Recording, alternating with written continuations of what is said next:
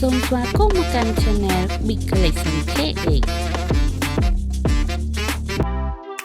ជំរាបសួរបងប្អូនទាំងអស់គ្នានៅក្នុងវីដេអូនេះយើងខ្ញុំនឹងបង្ហាញបងប្អូនពីទំពក់សម្រាប់ថ្ពក់ខោអាវ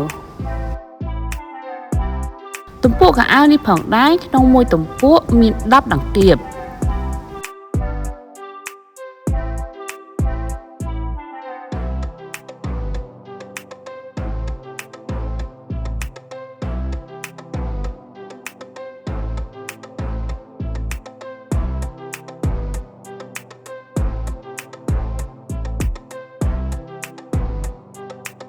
ដង្កៀបនេះមានប្រវែង42សង់ទីម៉ែត្រមានពណ៌ឈូកពណ៌ស